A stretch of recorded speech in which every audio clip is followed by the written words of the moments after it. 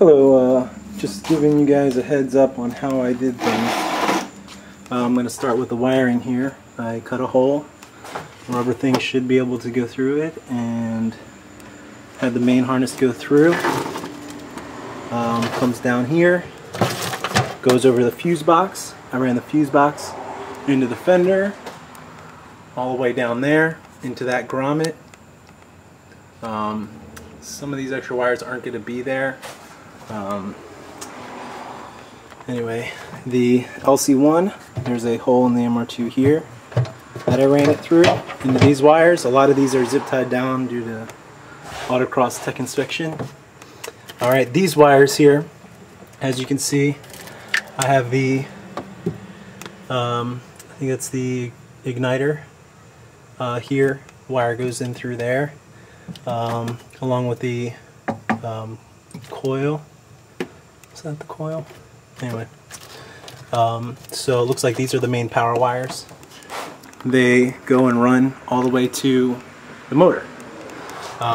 This one wire is the, obviously, spark plug wire that goes through this grommet behind here. As you can see, I zip tied this is really crazily because this thing can't move around. This is the E-manage. Thanks, Tim. And basically all that just plugs right in. And I think that's it. Oh yeah, one thing is all of these need to be grounded to the same ground point. That's for the LC1 wideband right there. Alright, that's it for now. Alright, as I take it apart, I wanted to give a detail. This goes behind the ECU, has ground, and these all wires go up and ground here. Looks like they are the red top. You should be able to pick those out. All right. I ain't leaving. All right, I have the cruise control. They started pre-game. I run the cables.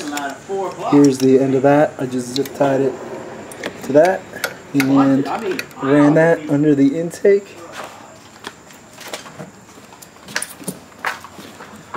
All the way over to my bracket here, and then just ran it there. Alright, harness number 3, right? Alright. This is already looped all the way around in a circle, so I had to cut these, looks like 6-7 wires. I wrapped tape here, and I'm just going to cut down the middle. Should be able to get it. Alright, just quick inventory real quick. This pipe needs to be, you need to use the stock pipe, adapt it. I included the radiator hose, goes all the way to the front of the car. There's the exhaust, wraps around with the intake on top. Inside is the ECU, 2 new O2 sensors, which need to be wired up, they need to be used. I'm using the wideband as a simulator too. And E-manage, some exhaust gaskets. I'm trying to think of other things. Shoot. Anyway, the muffler is back here behind it. I have it strapped. Doesn't look like it's stressing anything. I've taken a look. It's going over that. Should be pretty safe. As far as I've looped it all in there. I got the wire harness sitting right on top. Okay, the front plate here, I never ran a front plate, but you can if you want, so I gave it to you. Everything, it still has oil in it. Oh, the oil thing right here, that goes to my sensor. I'm going to plug that.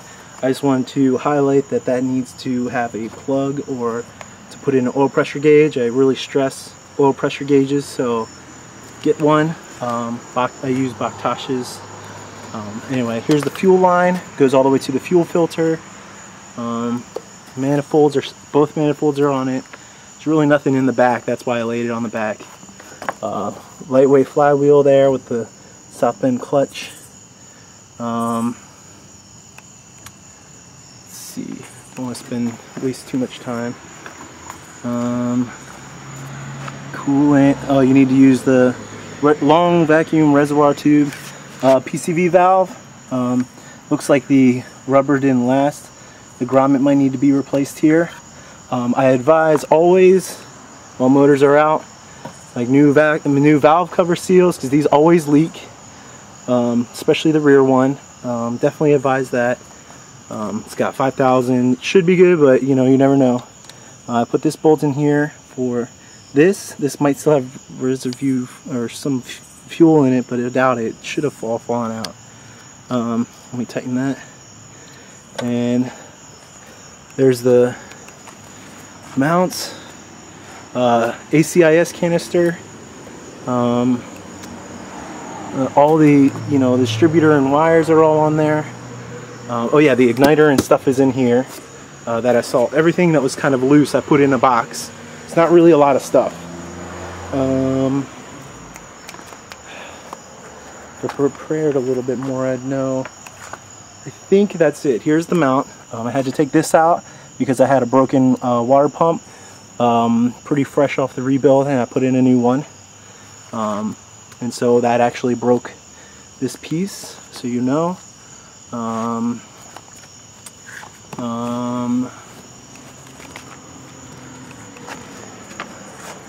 Yeah. Oh, oil needs to be changed.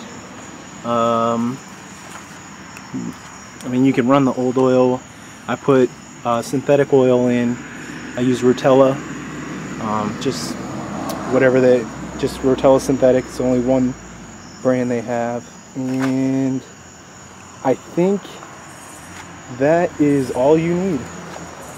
You know, AFM's on the intake. Goes, you know, plugs right in. Everything you just kind of line up, it'll work. Other than those one set of wires that I cut, I taped them together. Just be careful, go find them. It should be pretty simple to see which wires I'm talking about. Other than that, I mean, if you want to pretty up the loom, wrap it in some electrical tape or what have you, maybe some wire loom stuff, make it look a little better. That's it. Oh yeah, here's the wideband O2 harness. Everything should be in there. Oh, wideband sensors in the box too. Alright, that is all. I think that's all. Okay, last section of the video is just a view of how it looks. Packaged it up. Sorry I didn't have any packing tape, so use duct tape. Shouldn't fall out anywhere.